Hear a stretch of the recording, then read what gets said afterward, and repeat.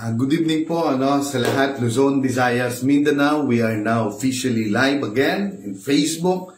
So it is Saturday. Happy weekend mo, Happy weekend po sa lahat po ng mga viewers natin, So pasensya na po na wala po tayo nung Wednesday ng gabi kasi nag-celebrate po our very own Pastor Neil Acuesta sa Baguio Church ng kanyang 50th golden birthday celebration sa Janelle's Rocks Havens View and Resort. So nagpapasalamat po tayo because na-invite po tayo lahat po ng mga pamilya ko din po. So napakaganda po ng place, so hindi na po masyadong mahirapan about sa tawag nito sa parking. So at saka kahit ano po ng bugso ng ulan, hindi na po tayo mabasa dahil maganda po yung lugar, ang ambience at saka yung panahon, even though sobrang ulan pero mas lalong sumaya, Amen. So we are so blessed to and become part of that 50th golden birthday celebration of our Pastor Neil Acuesta.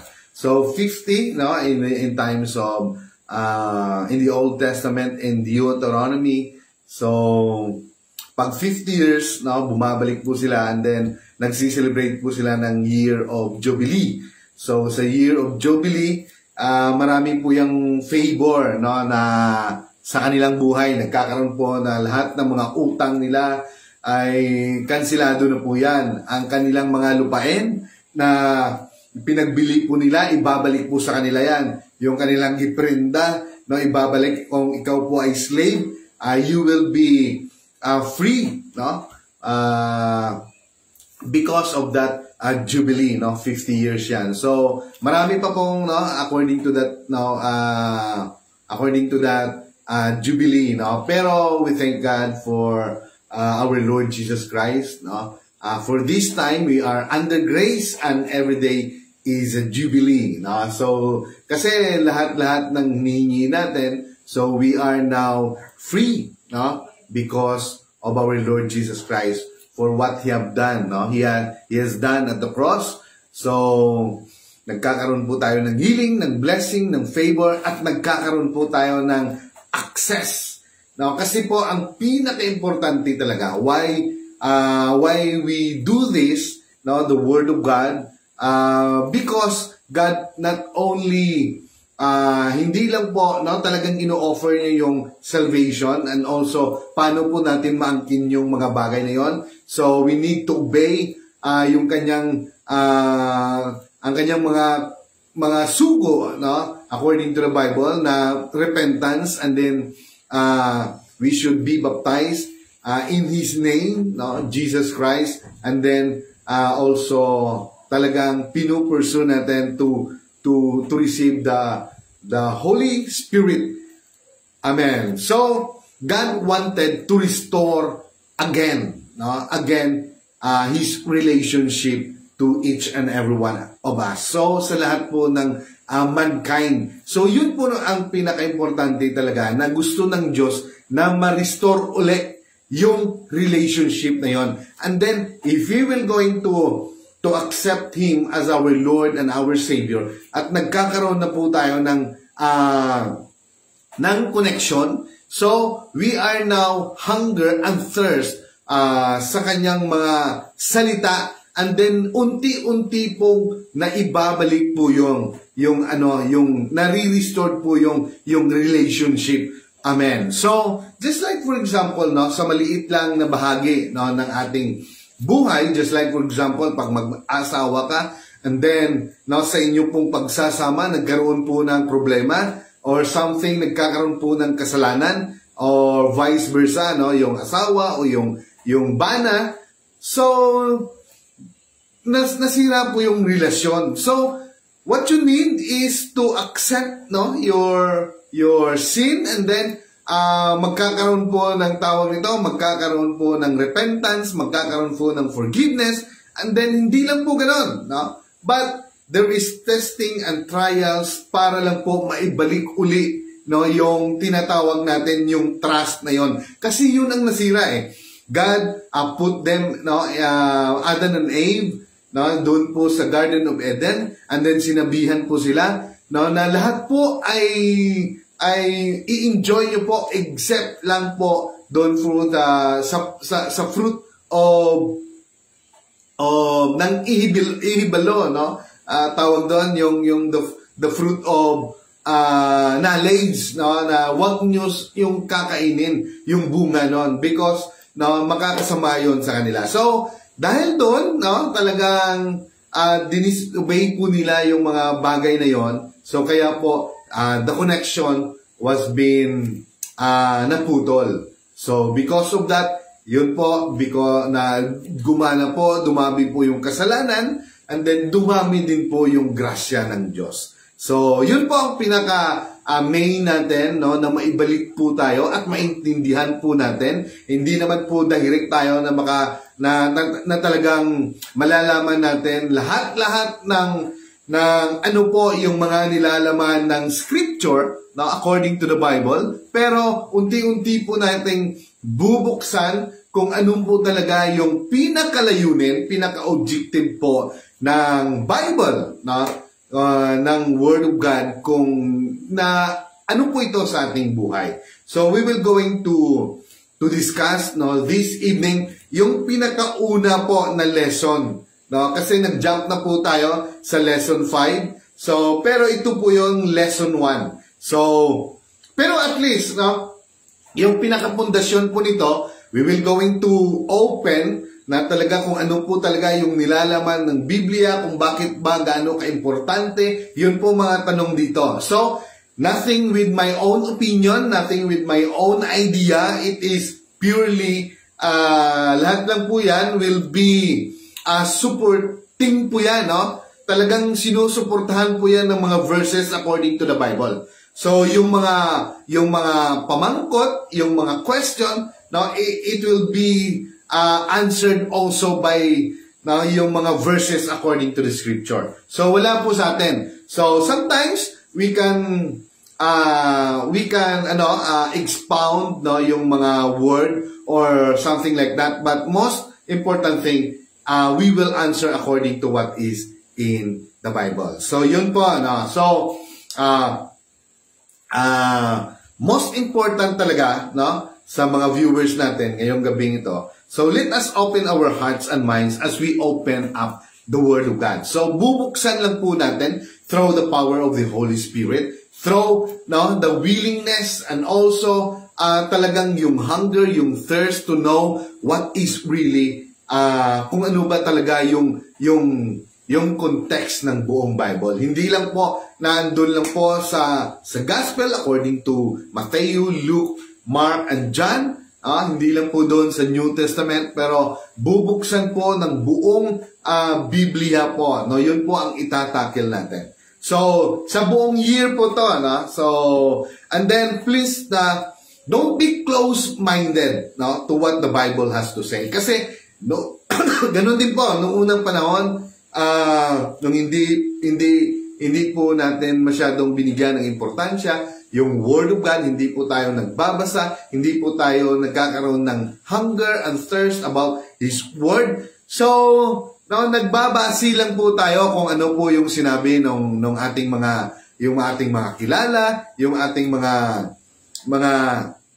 nakakatanda sa atin. Minsan hindi rin po nila maibubuksan, hindi rin po nila mailathala or masabi po kung ano po, kung bakit po tayo nagsisimba, bakit po kailangan natin magsimba, gaano pa importante, because hindi po natin inaaral yung Word of God. So, but today, unti-unti po nating buksan yan. Kung bakit nga ba ganun lang kaimportante, no, yung bagay na to. Which is, no, ito pong, no, sa ating pag-discuss, sa ating pagbukas, no, ng ating isipan. Doon po natin talagang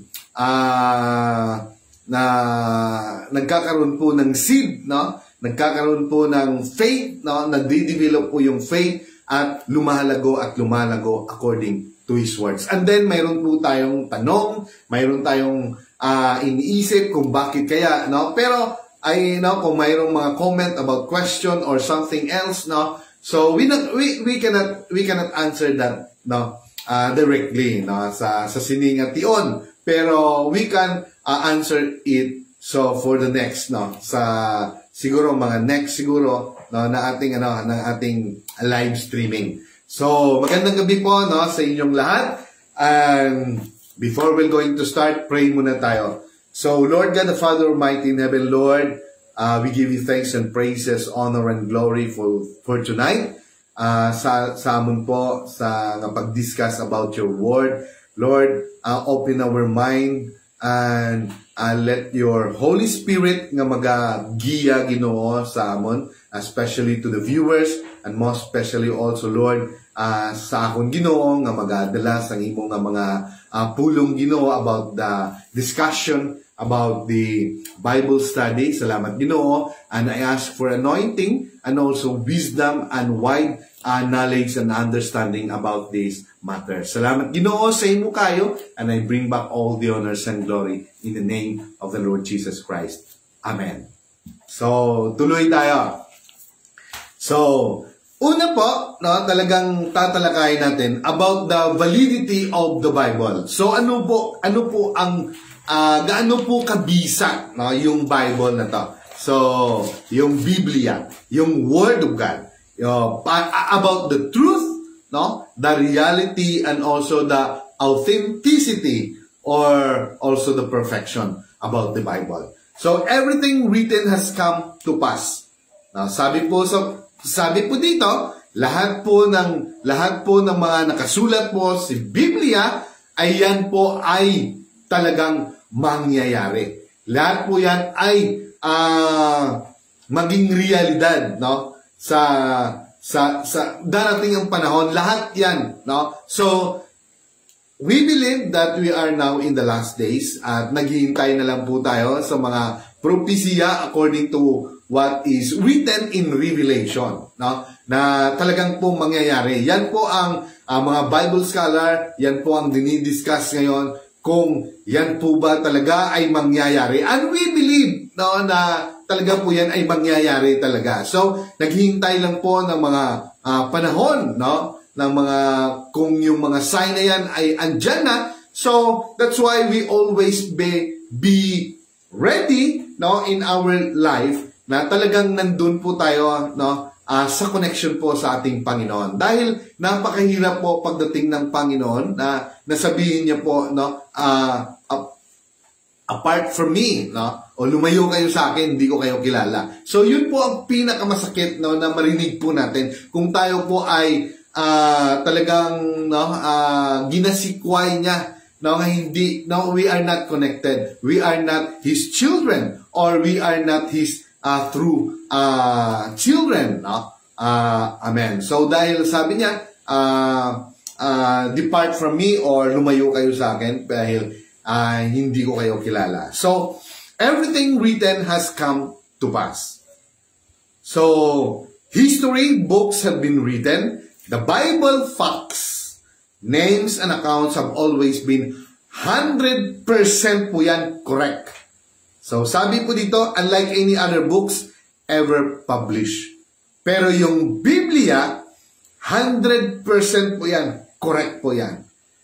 So, Psalm 119:89, no? 119 verse 89, ito po yung nagpapatunay. Ito po yung mga kasagutan, no? Talagang nagsusupport, no, sa ating mga tanong. Forever, O Lord, your word is settled in heaven.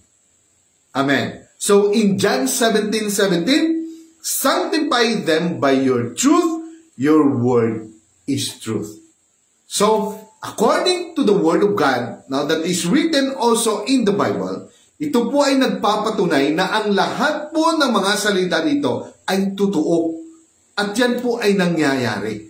Amen. So sinabi po natin, no, na marami na ba na ang according sa Word of God through sa kanyang sa ating nabasa na marami pong nahil, millions of people or billions of people was already been healed by the name of Jesus. At ang dami na rin po, no, na talagang millions and millions, billions na rin po ng people na talagang nakareceive ng kanyang pangalan. Amen. So tuloy tayo. In John 17:17, sanctify them by your truth, your word is truth. So ibahin, no? Ibahin, sanctifying means, no, to separate or ibukod. No? Because your word is truth. So earth hung upon nothing. So yun na po ang isipin natin sa una. Nang mundong ito ay nakahang lang po, no, sa wala.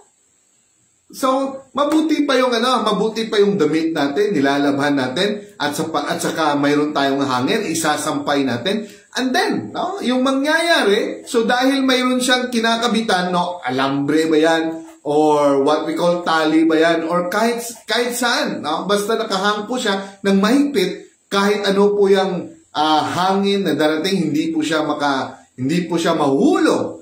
Pero yung earth na ating tinitirikan, ngayon din po, ay hindi po natin alam, no, kung saan po siya nakakabit.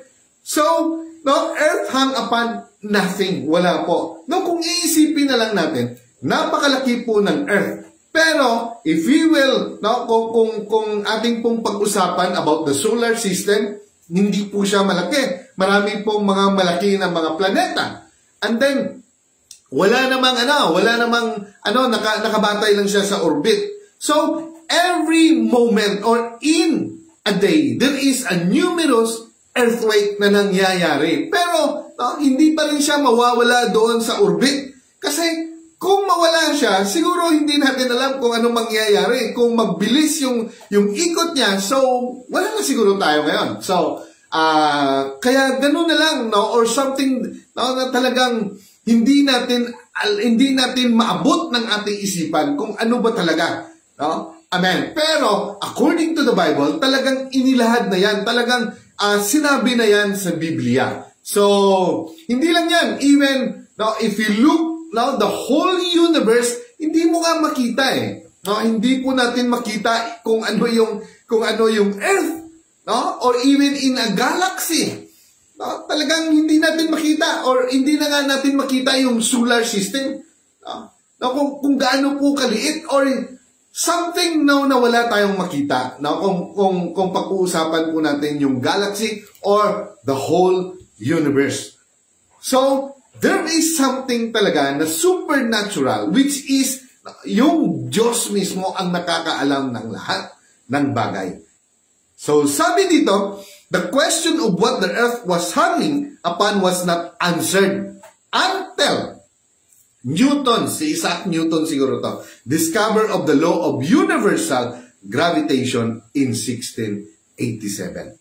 So, 1687 pa lang, no, na ano ng tao. Pero, no, in Job, no, discusses the fact that the earth has an invisible support and hangs on nothing. So, kung isipin mo po, kung pag-araw, wala ka naman nakita dyan, no? Kalawakan lang makita mo. Kung gabi naman, pag lumabas ka, no? So, nandun tayo sa ilalim, wala ka namang makita, no? Na talagang kung saan ba nakakabit yung earth. Amen. So, sabi dito, in Job 26:7, He stretches out the north over empty space. He hangs the earth on nothing. So, no, in the word or in the verse, no, na that is written in the book of Job 26:7, sabi niya po, no, God stretches out the north over empty space. He hangs the earth on nothing. So, sila niya ginuhumlad sang Diyos ang aminhan nga ginpakabit niya, no, aminhan nga kalangitan sa mahawan nga lugar kag ginpakabit niya ang kalibutan sa kahawaan. So kahawaan wala. No, andyan lang. No? Lahat ng bagay. Kaya nga importante lahat ng mayroon dyan eh. Yung mga stars o ano man yan, importante yan dyan. No? Nandyan yan para naging suporta dyan. No? Kasi pag wala yan, baka mag-iba yung yung galaw ng orbit, maggalaw ng bawat isa. So something, there is someone who is thoughts or his powerful, supernatural na talaga. No? Kasi nga, sabi nga in Romans, ang Diyos, He has no advisor. And ang kanyang isipan, ang kanyang malawak na isipan, no, ay unfathomable. So, hindi matarok, no, ng ating isipan. Amen. So, tuloy tayo. So, ito po yung validity, no, na pinag-uusapan natin, na pinag-uugnay natin, na talagang ang Biblia ay talagang yung validity, yung truthfulness, or reality, or authenticity, or yung bisa, no, about the Bible. So, tuloy tayo. The Dead Sea Scrolls na sinasabi. So, sabi dito, many says that the Bible was written by men and it changed through the years. No, mali po yan. So, it was wrong, no? Sabi dito, the Dead Sea Scrolls, yung mga balumbon, no, ng dagat na patay. So, according to Isaiah, mayroon pong verses din po yan na sinabi si Isaiah, chapter 40, verse 8. Sabi dito, the grass withers, the flowers fade, but the word of our God stands forever. So, no, itong word of God, hindi po ito, no, sinulat lang ng tao. Hindi po, no? So, we will discuss it later. So, makukuha po natin kung ano yung answer dyan. The grass withers, the flower fades, but the word of God stands forever. So, in 1 Peter chapter 1, verse 25, sabi dito, but the word of the Lord endures forever. Now, this is the word which by the gospel was preached to you. Now, discovery of the Dead Sea Scrolls. Scrolls of approximately 2,000 years old manuscript were found in 1947 by Arab Bedouins who tended their flocks in the region. No, andyan sila. No, they were tending yung mga alaga nilang ayok. Now, in the region, these scrolls contain representation of every book of the traditional Hebrew canon. So, ito po yun, no? So, yung Biblia ay talagang, no, yung pinaka original talaga ay nanggaling po sa Hebrew, no, Judaism.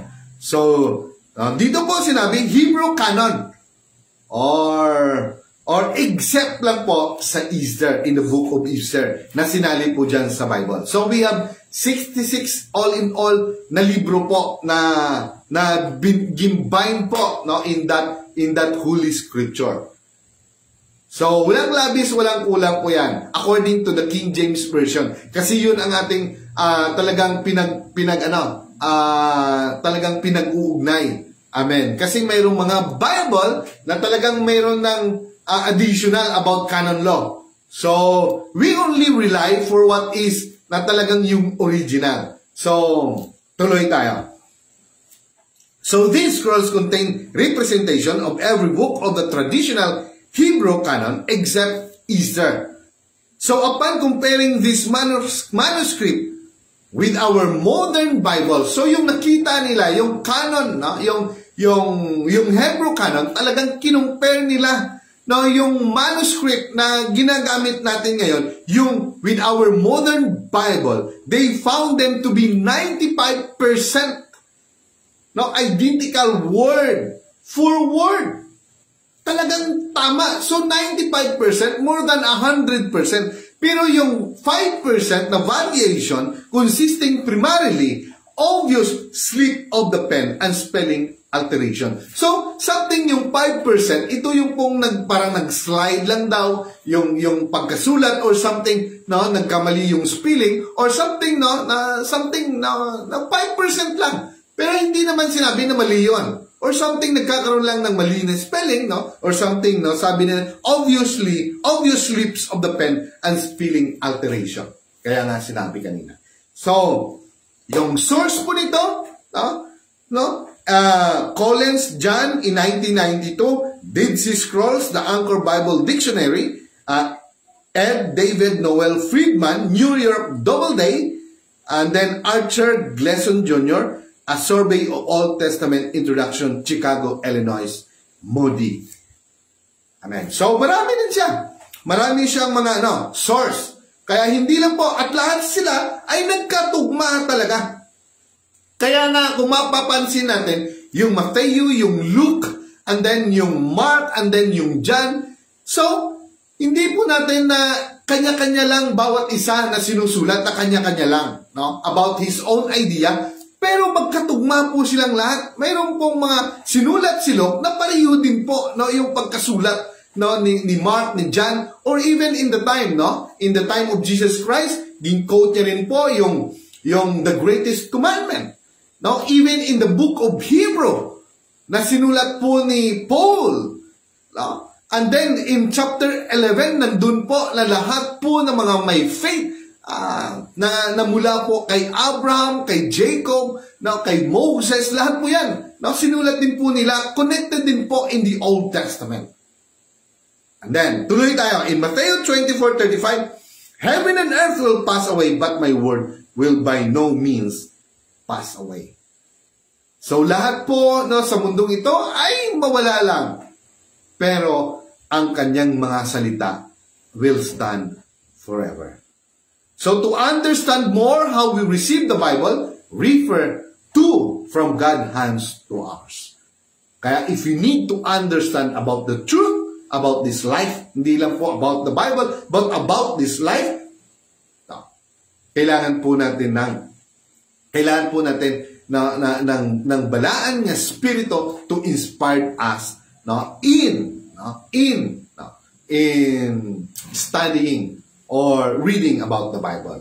So we need about the Holy Spirit. We should be inspired para maintindihan po natin, para lumawak po yung ating kaisipan at talagang maintindihan natin, hindi lang po na babasahin natin, pero without the guidance of the Holy Spirit, without inspired by the Holy Spirit, makatulog po tayo. So the Bible is God's Word.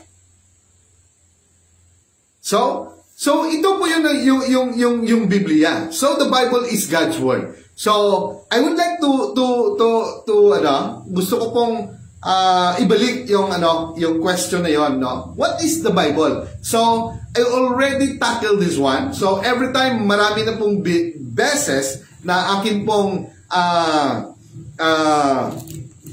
talagang tawag nito, in example po, no? According din po sa Bible, according din po sa Bible, ito po yung Bible na ginagamit ko. So according to this Bible, so talagang inilathala niya rin po kung ano ba talaga yung Biblia. So ito po yung tawag nito, yung story kung ano po yung Bible. Now, para lang po, para maintindihan lang po natin. So that we will ma-inspire din po tayo. So, ito po ay aking, ilang ulit ko na po itong binasa, pero for the sake po, na talagang sa ating pong pag-study po, babasahin ko po ulit. So, sabi dito, many years ago, a poor farmer lost his farm because of debt. So, yung farmer na po yan, nawala po yung kanyang mga kalupaan because dahil sa kanyang kautangan. He managed to live by working for other farmers. So, naging tenant na lang siya or something, nag-work na lang siya sa mga ibang, sa ibang lupain, na iba po yung lain yung tag-iya. And during the time, he also miraculously saved enough money to buy another little piece of ground. So, miraculously, by the grace of God, nagkaroon din siya. He managed na makaipon po ng pera at makabili po ng a little portion of land. Amen. Na para po makultivate niya.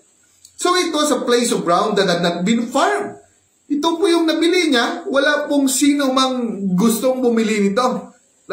Kaya siya na mismong bumili. And it was full of weeds, but he was confident man. Punong-puno po ng mga sagbot. Hindi lang po sagbot. a good farmer. Pero confident po siya, a good farmer, and he felt that he could raise crops on any kind of land. No, wala pong imposible sa kanya. Ganun po siya ko-confident. Kahit anong pa yung lupa na yan, kaya niya, no, na maka-harvest ng marami dyan. So when he tried to plow, however, he found out why it had never been farm, it was filled with rocks. Kaya pala walang may nagfa-farm doon, walang may nag-aararo doon, nagkukultivate doon, nagbubungkal doon sa land na yon dahil puno-puno po ng bato. Was filled with rocks. No? This saying, see, no one can raise crops on this land. It is worthless.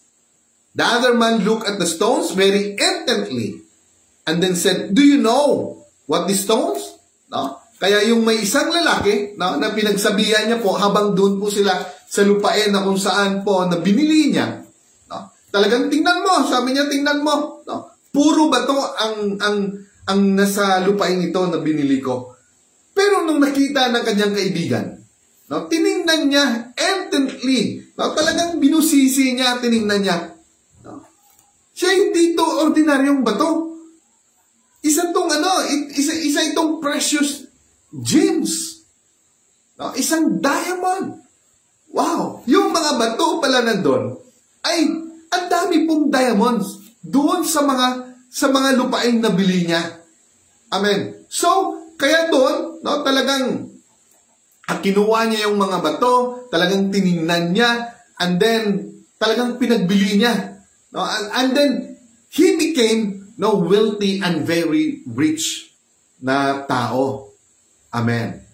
So, kinumpara po, if we will going to compare that story in the Bible. So, sabi po, sabi nga, yung Bible na to, nating pong binabasa for so many years, kahit na ako, mag-10 taon na binabasa ko to, halos hindi mo talaga maintindihan unless na mayroon talagang material na kagaya nito, na talagang binusisi talaga at inuunti-unti para maintindihan po natin from the start up to the last part in the grace, or in our Lord, in the life of our Lord Jesus Christ. So, kaya nga yung Biblia, pag binabasa mo po, napakatigas, napakahirap, ang daming bato. No? Sobrang hirap, hindi mo maintindihan. Amen. So, mahirapan ka nga mag-memorize ng ilang statement lang, no? No, pag hindi mo na nga araw-araw kinakanta yung lupang inirang, minsan nga hindi mo na memoryado mas lalo pa yung Biblia na 66 books ang nandyan. Amen. So, at hindi lang yan, mahirap intindihin. Mahirap, usisain. Mahirap, talaga. So, kagaya po ng kwento, ang daming bato. Pero, yung Biblia, kahit na sobrang hirap, pero, keep on reading, keep on hearing, about the Word of God, sa ibang mga evangelists, sa ibang mga pastor, yung mga magagaling, or keep on reading, yung mga materials na ginagamit natin. So, lumalawak ngayon yung ating kaisipan. At doon natin nakikita, even though mahirap yung mga nasa loob ng scripture na to, pero there is a precious jewels. Mayroong mga precious gems na tinatawag natin in the Bible na makukuha natin, which is yung mga verses. Kaya nga, pag sinasabi natin Facebook, pinagsasabi natin Instagram, or what we call social media, ang dami pong mga verses na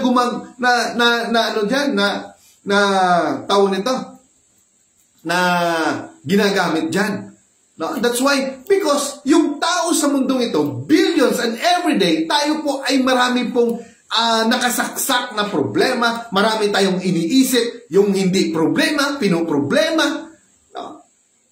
So, sometimes, sa sobrang stress, we need the Word of God. So, every time na mababasa natin, mayroong verse tayong mabasa, then, it become now, no, a precious jewels. No? Kaya nga, ang daming mga precious na verses in the Bible, especially those promises or something na mayroon tayong mga mali na ginagawa sa ating buhay sa araw-araw. Meron din mga verses na talagang nire-rebuke tayo, dinidisiplina tayo, no? Because God wanted to deal, no? He wanted to deal, no, to us, to each and everyone, no, with us according to His word. Para mano po tayo, para matrain po tayo. For what? In righteousness. No? Because nga, ang sabi ko nga kanina, just while ago, from the start, no? No, kanina po sa pag-start natin, God wanted to restore His connection, His relationship to us. Para po yung mga verses na nandyan, yung mga promises na nandyan na gusto niya po, ay maangkin po natin. So, ganun po yung story na yon. So, the Bible is God's Word. Tuloy tayo. The Bible says over 3,800 things like, "Thus says the Lord spoke, God said." So, itong mga word na to, "Thus says the Lord spoke," no, God said, ito po ay 3,800 po to na ginagamit dito po sa Bible. So, kung isipin lang po natin, yung bisa, yung validity ng Bible, yan po ay nagpapatunay. Di lang po isang ginamit ng word na yan, 3,800 po na ginamit yan. So, in 1 Corinthians chapter 14, verse 37, that the things which I write to you are commandments of the Lord. So, sino po nagsabi niyan? Si Paul. Si Paul po ang nagsulat ng 1 Corinthians chapter 14, verse 37. Pero yung sulat niya pinito, that the things which I write to you, siya po yung nagsasalita sa atin dito ngayon, no, are the commandments of the Lord. So, galing po to sa Diyos. In other words, the writings of Paul were not Paul ideas or concept, but they are commandments of the Lord. So, Paul was being guided by the Holy Spirit. He was inspired by the Holy Spirit. Now, when he wrote these scriptures, this, no, nung sinulat niya po yung lahat ng mga letter according to Timothy, yung mga epistles according to Paul, yung mga letter, yung mga Romans, Corinthians, no, Ephesians, kasi si Paul ang may pinakadaming sinulat in the New Testament. Amen. Dahil napakatalino ni Paul. Amen. So, hindi lang po yan na nagpapatunay. No? In Jeremiah chapter 30, verse 1 to 2, in the Old Testament, the word that came to Jeremiah from the Lord, saying, "Thus speak the Lord, God of Israel, saying, write in a book for yourself all the words that I have spoken to you." So, mismo ang Diyos ang nagsasalita. Mismo ang Diyos directly, no, dictate, no, nandidikta ng kanyang mga gustong isulat ni Jeremiah, ni Prophet Jeremiah. So, in Jeremiah chapter 36, verse 2, "Take a scroll of a book and write on it all the words that I have spoken to you." Amen. So the book of Jeremiah reveals how Jeremiah wrote as directed by God. So the Bible is the written word of God. So yung Biblia mismo, ginamit niya lang yung mga propeta, ginamit niya lang si Moses, no? Si Moses po ang nagsulat ng Genesis, ng Exodus, at ng Deuteronomy, no? Siya po yung sumulat na. Amen. Yung Numbers, and then Leviticus.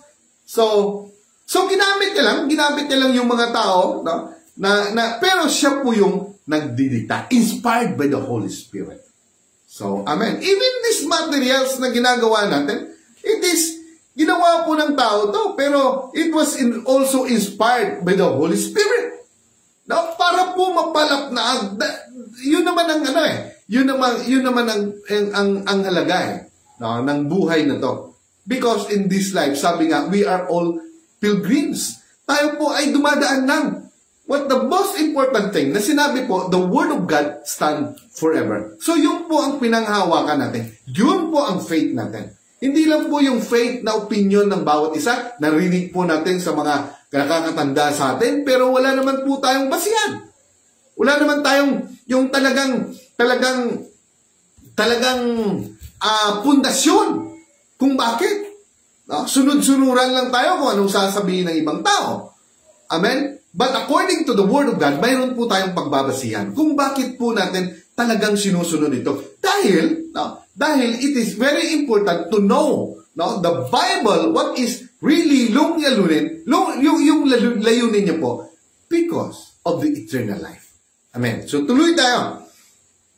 The Bible is the written Word of God. The Bible states that it is the Word of God and that there is only one true interpretation. So isa lang po, one true interpretation. Wala na pong iba. We don't need the opinion of other people or anyone na kahit ng Bible scholar, kahit na sino pa yan, kahit na yung scientist niya Sinabi nga nila sabi nila, yung tao ay galing sa unggoy. Hindi sana kung galing sa unggoy, hindi sana hindi tayo nagda-drive ng mga kotse, hindi tayo nagda-drive ng sakyan, sana sa baging tayo. Nagbabaging-baging lang muna tayo ngayon. Pero wala pa ring proof yan.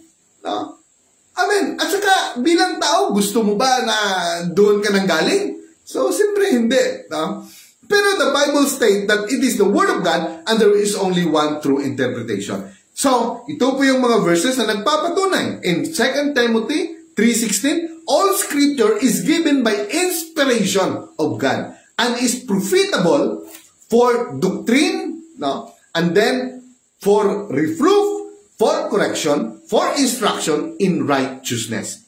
So, yung Biblia po, all scripture is given by inspiration of God. At ito po ay profitable, for doctrine.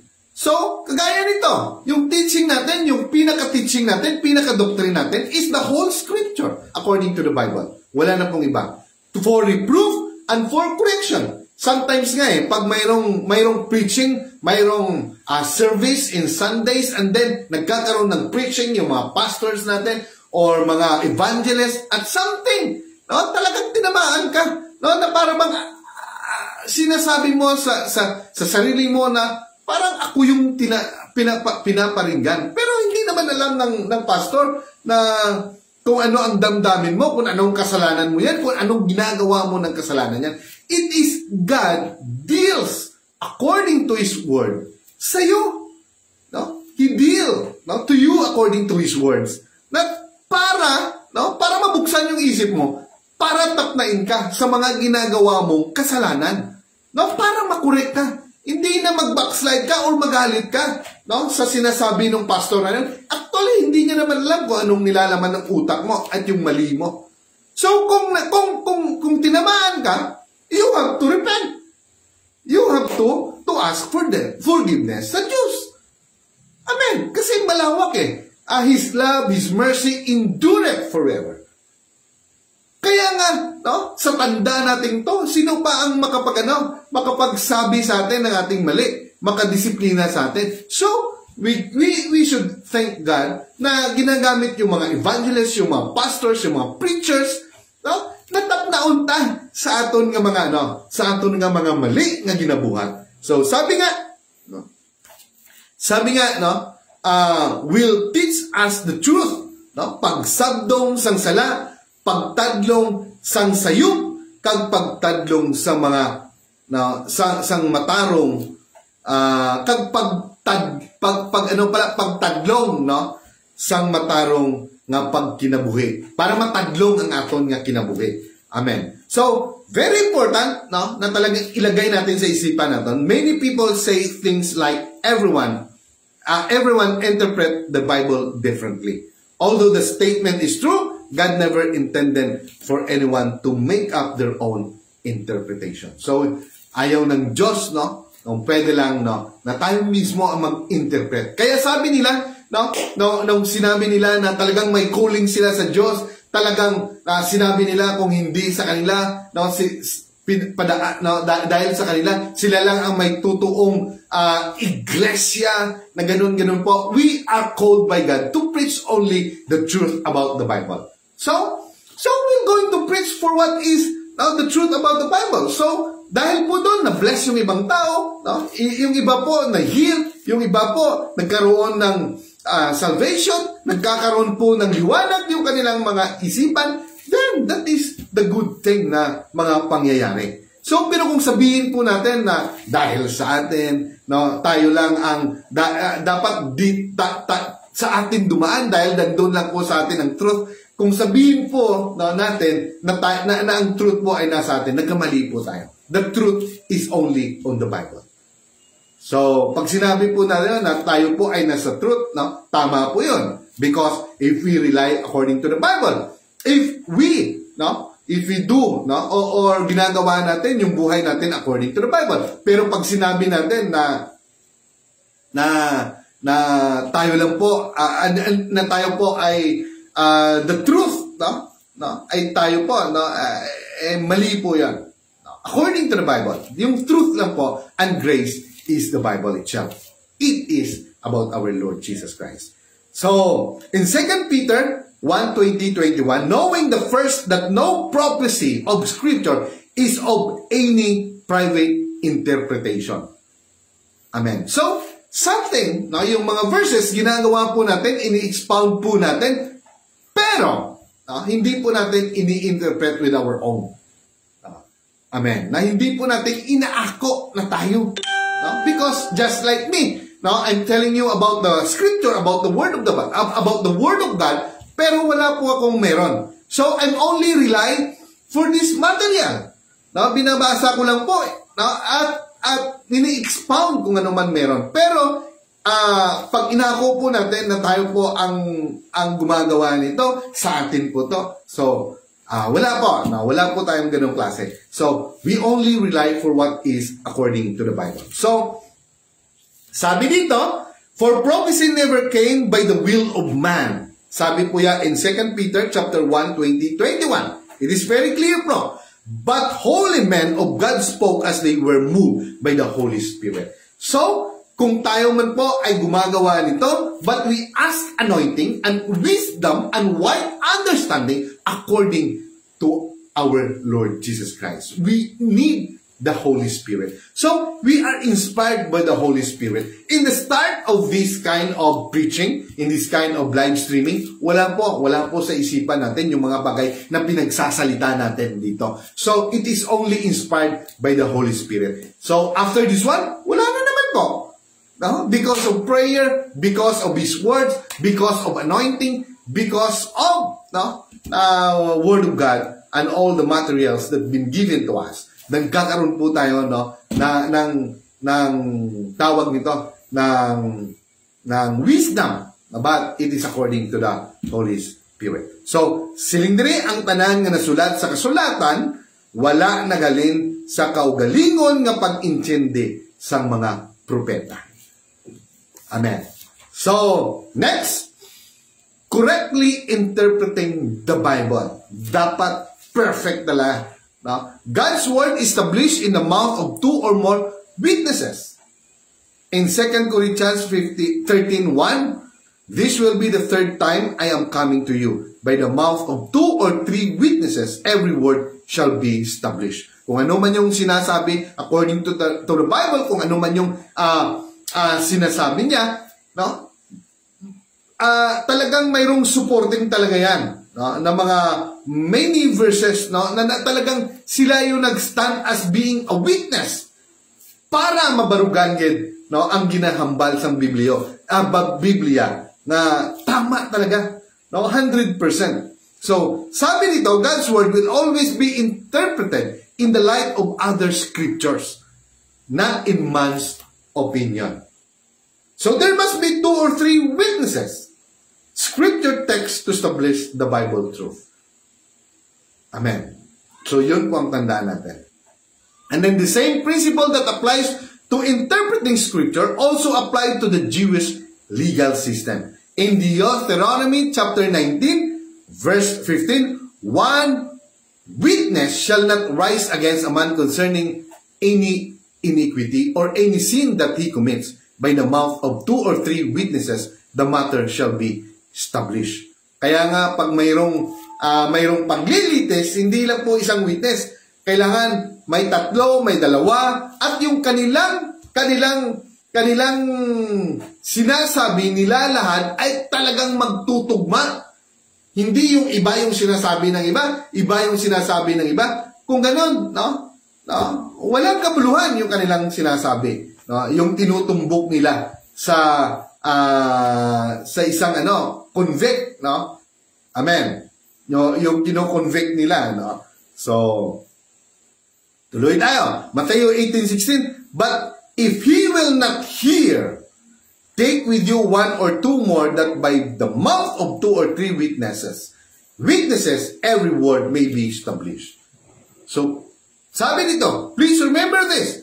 If two people differ on an interpretation of Scripture, it will clear itself up in the light of other Scripture. So some say that the Bible doesn't make sense. No? Amen. Pero sabi dito, God is not looking for approval to His Word. Hindi niya kinanglan sang approval sa kanyang mga salita. He is looking for our trust. Yung gusto ng Diyos at ang hinahanap ng Diyos ay yung trust ng bawat isa, bawat tao. And faith in Him. Yung hinahanap niya sa bawat isa ay yung faith. Amen. So in Proverbs chapter 3, verse 5 to 6, sabi nito, trust in the Lord with all your heart and lean not on your own understanding. In all your ways acknowledge Him, and He shall direct your path.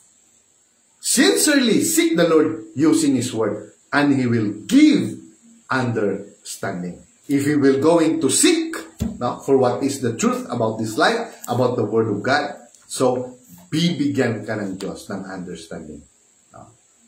Ako po, I read the Bible every Thursday nagkaroon po ng fasting, and also by this, for 10 years, buong buhay mo po ito na talagang ngayon po itong word na to, itong scripture na to, mayroong siyang binibigay na wisdom sa iyo, na idea sa iyo, guiding by the Holy Spirit. And then pagka next day, iba naman po. Iba na po yung pagka-expound mo naman doon po, Kaya nga buhay siya. Buhay yung Bible, buhay yung Word of God. So His ways are superior to our ways. Yung mga ginagawa po ng Diyos, yung kanyang way, ay mas mataas po sa ating mga way.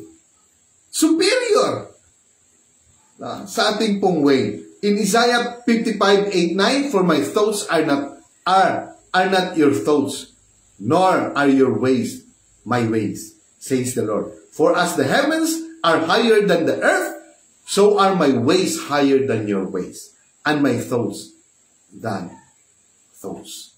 So sa atin, napakaliit lang ng ating limitado lang yung ating yung maabot ng ating isipan. Hindi pa nga nakaabot, hindi pa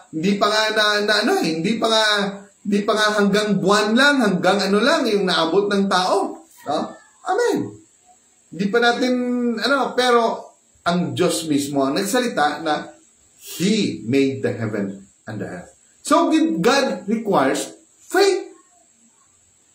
So, in this kind of Bible study, na gagawin po natin, so God requires faith. By hearing the Word of God, God requires faith. You cannot please God without faith. So, we can spend a lot of time trying to prove the Bible is true, only to find out if we could prove it ourselves, it wouldn't require any faith. That's not how God wants it. So, ang gusto ng Diyos, na magkaroon tayo ng faith. Hindi po yung, it wouldn't require any faith. That's now how God wants it. So, kaya nga, if we hear the Word of God, sabi niya nga, yung faith na yon, kahit na isang seed lang, just like a mustard seed.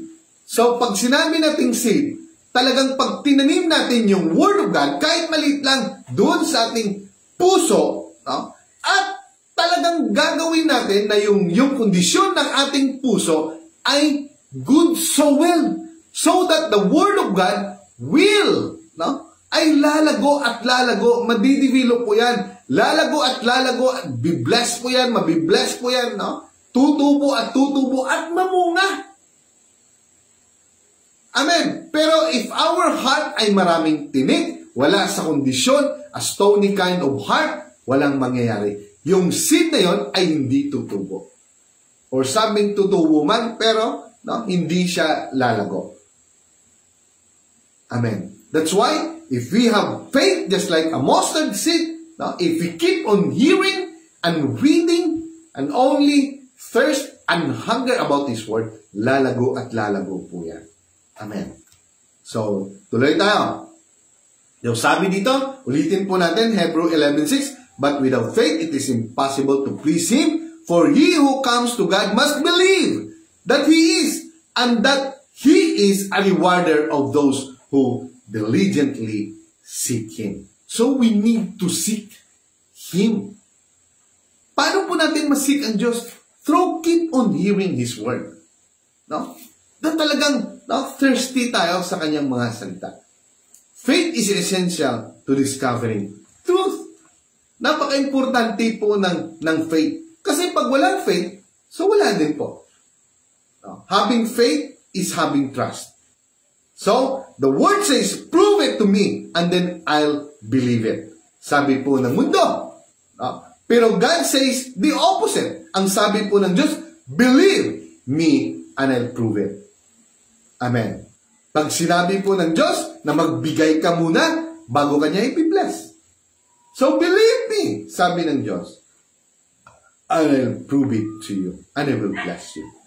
So, pero sabi po ng mundo, prove it to me, and then I'll believe it. So, to see is to believe. Yung sinasabi ng mundo. Pero ang Diyos, sabi niya muna, believe muna. No? And then, He will prove kung ano po yung mga sinasabi niya according to His words. So, God's words cannot be changed by man. Hindi po ito ma-change ng tao. Hindi po ito ma-slant ng tao.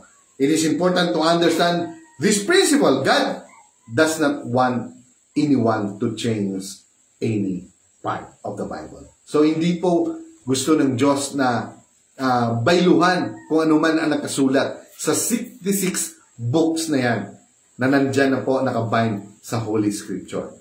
So, He made it very clear that no one is to add or subtract anything from His Word. Wala pong may magdugang or makasubtract man, no, sa kanyang mga salita. Especially sa kanyang mga sinasabi in Revelation.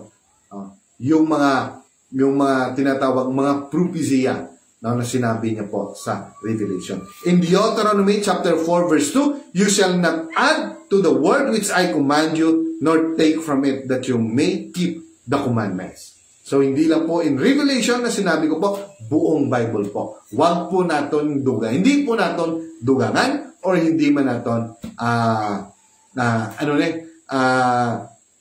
i-subtract or kulangan.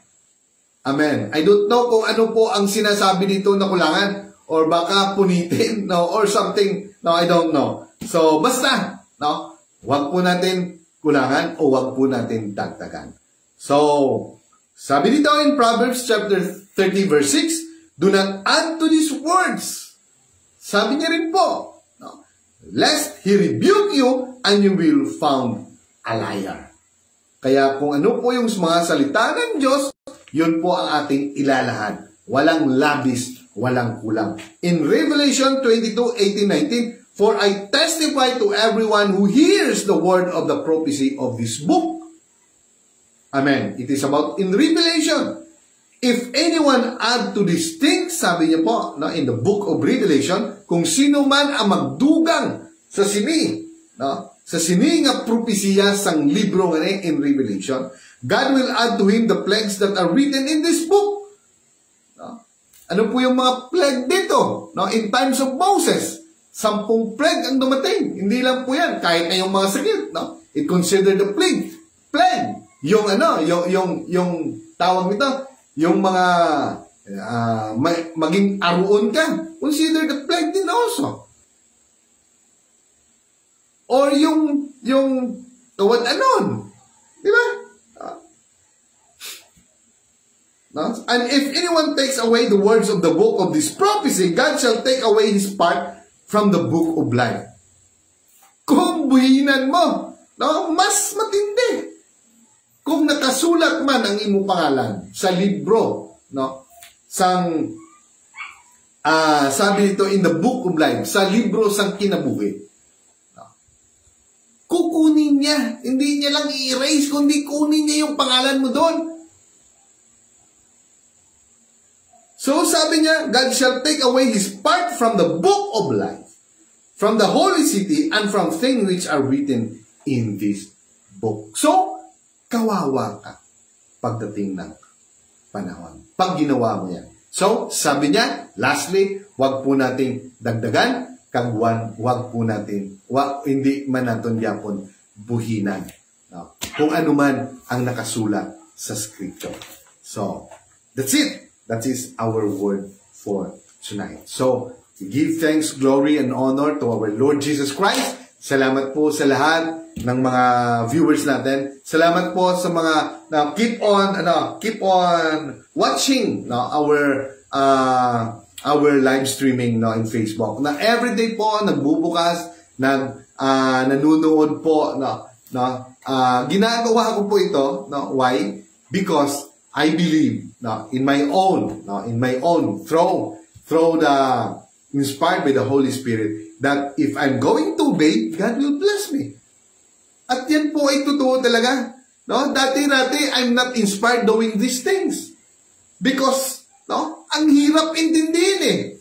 Napakahirap. Hindi lang yung trabaho natin. Kung teacher ka, nagtatrabaho ka for 1 year, 2 years na, 5 years, English teacher, yan na lang araw-araw yung ginagawa mo. Memoryado mo yan, pero ito, napakahirap. Napakahirap banap kung ano ang i-preach mo.